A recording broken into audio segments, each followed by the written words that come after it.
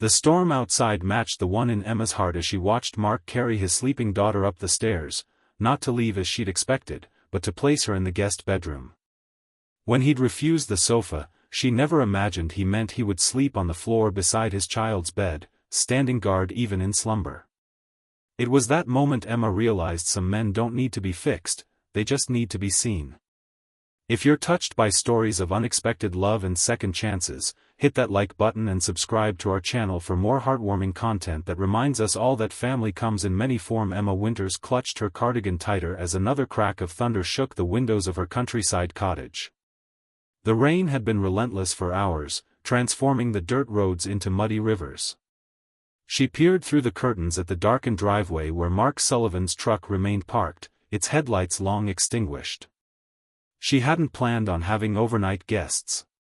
In fact, she hadn't planned on having any guests at all today. As the town's newest elementary school teacher, Emma had only invited little Lily Sullivan and her father over for afternoon tea to discuss the 6-year-old's reading difficulties.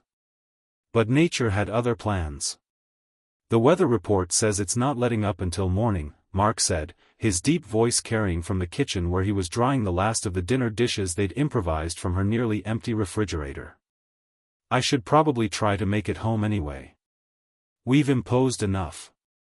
Emma turned from the window. "Don't be ridiculous. Those roads are washed out in at least 3 places. It's not safe, especially with Lily." As if summoned by her name, Lily appeared in the doorway of the living room, her stuffed rabbit dangling from one hand. Her dark curls, so like her father's, were mussed from playing, and her eyes were heavy with the sleep that comes to children fighting to stay awake. "Daddy, I'm tired," she mumbled. Mark immediately set down the dish towel and crossed to his daughter, kneeling to her level. Emma watched the tenderness with which he brushed the hair from Lily's forehead, checking for fever, a habit, she guessed, from the nights he'd spent alone with a sick child. "I know, sweetheart. We'll head home soon." Emma stepped forward. "Actually, I think you should both stay here tonight." Mark looked up, surprise evident in his expression. Emma had learned from town gossip that Mark Sullivan had been raising Lily alone since his wife abandoned them when Lily was just 2. The gossip also suggested he hadn't accepted help easily from anyone since. "That's very kind, but..." "But nothing," Emma interrupted. "I have a perfectly good guest room upstairs. Lily can take the bed, and I'll make up the sofa for you." Mark stood, his height making the cottage's low ceiling seem even lower. At 35, he carried himself with the quiet dignity of someone who had weathered storms far worse than the one outside. The lines around his eyes spoke of laughter and worry in equal measure. "I appreciate the offer, Miss Winters, but..." "Emma," she corrected. "We've shared a meal and you've seen my embarrassing collection of ceramic frogs. I think we're past formalities." A ghost of a smile touched his lips. "Emma. Thank you, but I can't put you out like that." Lily tugged at her father's hand.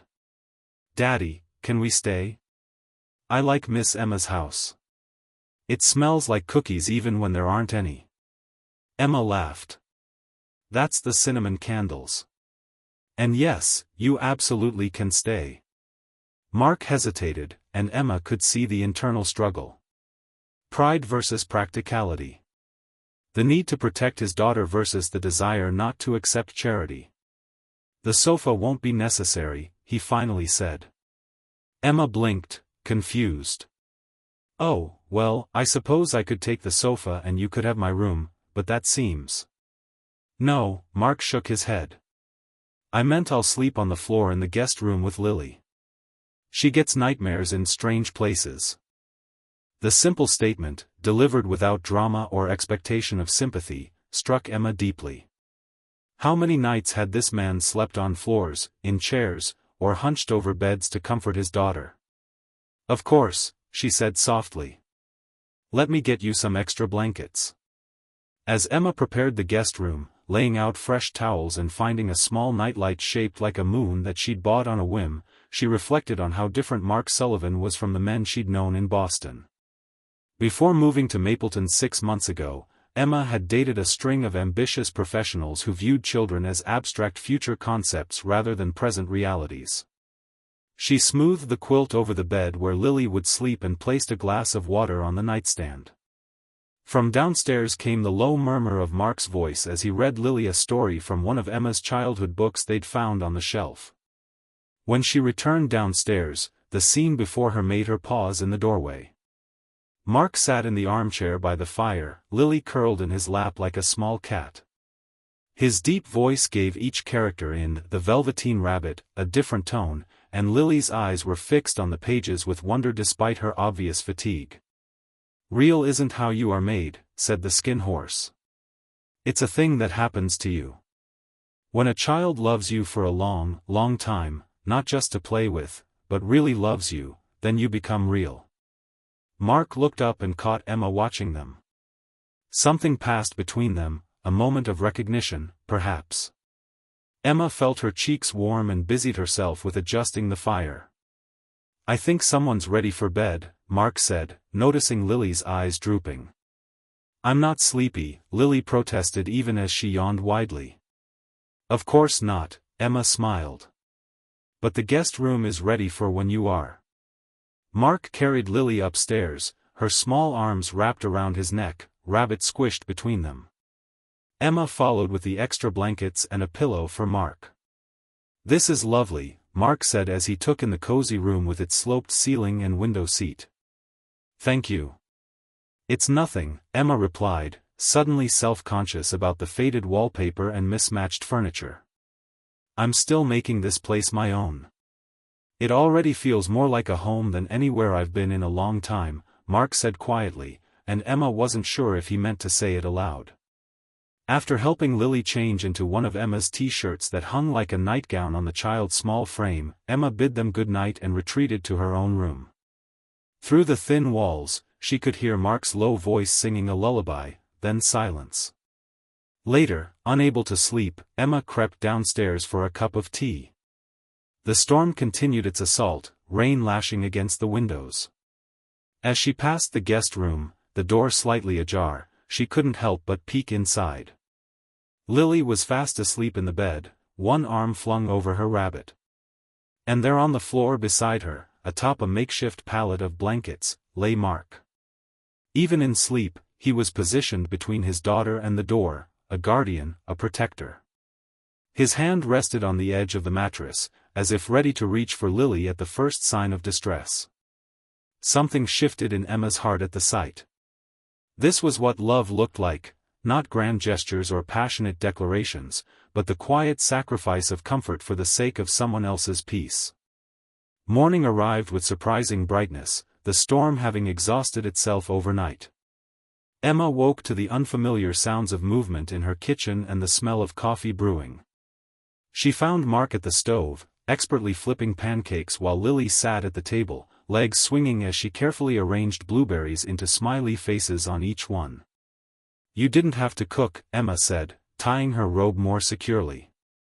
Mark glanced over his shoulder, a spatula in hand. "Least I could do." "Hope you don't mind, we raided your pantry." "Daddy makes the best pancakes in the whole world," Lily announced with the absolute certainty only children possess. "Is that so?" Emma accepted the mug of coffee Mark offered. "Then I'm honored to try them." They ate breakfast together, the three of them, in a comfortable domesticity that should have felt strange but somehow didn't. Lily chattered about her dreams and the rabbit who had spoken to her in them, while Mark and Emma exchanged amused glances over their coffee. "The roads should be clear enough now," Mark said as he rinsed the last plate. "We should get going. I'm sure you have plans for your Saturday." Emma didn't, in fact, have any plans beyond grading papers and perhaps taking a walk if the weather permitted. But she nodded anyway. "Thank you for the rescue," Mark continued. "Not many people would take in strays during a storm." "You're hardly strays," Emma replied. "More like unexpected guests who brought pancakes." Lily, who had been coloring at the table, looked up. "Can we come back sometime? Even without a storm?" Mark gave his daughter a look that Emma couldn't quite interpret. Lily, Miss Winters, Emma, is your teacher. We don't want to impose on her personal time. Actually, Emma found herself saying, I'd like that. Maybe next weekend? I could use some help planting the garden out back. The surprise on Mark's face quickly gave way to something warmer. We happen to be excellent gardeners, aren't we, Lil? Lily nodded enthusiastically. I grew a carrot last year that looked exactly like a finger. Emma laughed. That's exactly the kind of expertise I need. As she walked them to the door, Emma felt a strange reluctance to see them go. The cottage, which had never felt too large before, would seem emptier somehow without Lily's giggles and Mark's steady presence. Thank you again, Mark said at the door, his voice lower as Lily skipped ahead to the truck. Not just for the shelter, but for seeing her. Really seeing her. Not everyone takes the time. Emma met his gaze. She's impossible not to see. She shines. Like her mother, Mark said, a shadow crossing his face. No, Emma said with certainty. Like you. Mark's eyes widened slightly, and for a moment, Emma thought he might say something more. Instead, he simply nodded and turned to join his daughter. Emma watched them drive away, Lily's small hand waving frantically through the window until they disappeared around the bend. The following week passed in a blur of lessons and parent conferences. Emma found herself looking forward to Saturday with an anticipation that both excited and alarmed her. She told herself it was simply the prospect of adult conversation and the garden finally getting the attention it needed. When Saturday arrived, so did the Sullivans, bearing gardening gloves sized for small hands and a tray of seedlings from the local nursery. Lily insisted, Mark explained as his daughter proudly displayed the marigolds and cherry tomatoes she had selected. The day unfolded in pleasant labor. Mark tilled the soil while Emma and Lily planted, the little girl solemnly explaining to each seedling that its job was to grow big and strong like Daddy. They broke for lunch on the patio, sandwiches and lemonade in the spring sunshine. Lily's face was smudged with dirt despite Emma's best efforts with wet wipes, and Mark had a streak of mud across his forehead that he seemed unaware of. You have a little. Emma gestured to her own forehead. Mark rubbed at the spot, managing only to smear it further. Emma laughed and, without thinking, reached out with her napkin to wipe it away. The moment her hand touched his skin, something electric passed between them. Mark went very still, his eyes locked on hers. There, she said, her voice not quite steady. All better. Lily, oblivious to the charged moment, announced she needed to use the bathroom, breaking the spell. As she dashed inside, Mark cleared his throat. I should warn you, he said, that once Lily decides someone is her friend, she's all in. She doesn't do things halfway. Emma set down her lemonade. Is that a family trait? Mark's smile was cautious. Maybe. But it's been a while since I've had the chance to find out. And now? The question hung between them, weighted with possibility. Now I'm remembering what it's like to want to find out, he admitted. Before Emma could respond, Lily burst back onto the patio, proudly displaying clean hands for inspection. The moment passed, but something had shifted, a door opened just a crack. The garden visits became a regular occurrence. Sometimes they brought picnics, other times, Emma would cook simple meals that they'd eat at her kitchen table. Lily began leaving small treasures behind, a particularly smooth stone, a drawing of the three of them standing beside what was meant to be Emma's cottage but resembled a lopsided cake. Emma found herself collecting her own treasures, the sound of Mark's rare but genuine laugh, the way Lily's face scrunched in concentration as she sounded out difficult words during their impromptu reading lessons, the peaceful expression on Mark's face as he worked in the garden. One evening in late May, after Lily had fallen asleep on the sofa during a movie, Mark carried her to the truck despite Emma's protests that they could stay. We've imposed enough, he said, echoing his words from that first stormy night. It's never an imposition, Emma replied, following him out to the driveway. "I like having you both here." Mark settled Lily in her car seat and closed the door softly before turning to Emma. In the porch light, his expression was serious. "Emma, I need to be clear about something. Lily and we're a package deal. Her mother leaving left scars that aren't always visible. I have to be careful about who I let into her life." "I understand that," Emma said. "Do you? Because sometimes I see you looking at her like you're already imagining Christmas mornings and birthday parties. And the way you look at me." He trailed off, running a hand through his hair in frustration. "How do I look at you?" Emma asked quietly. "Like you see something worth saving. But I'm not a project, Emma. I'm not broken." The words stung, partly because there was truth in them. Emma had always been a fixer. It was what had drawn her to teaching, to this small town, to her fixer-upper cottage. "I never thought you were broken," she said. "Guarded, yes. Careful, absolutely. But not broken." She took a deep breath. "And you're right about Lily. I do think about futures and possibilities. It's hard not to when you both fit so naturally into my life. But I would never presume to replace anyone or rush into something that could hurt her, or you." Mark studied her face in the dim light. "I believe you. But this has to be slow, Emma. Glacially slow." "I can do slow," she said, a smile tugging at her lips. "I'm still unpacking boxes from my move 6 months ago." He laughed softly, the tension easing from his shoulders. "In that case, would you like to have dinner next Friday? Just the two of us? Mrs. Henderson from next door has been begging to have Lily for a sleepover." Emma's heart skipped.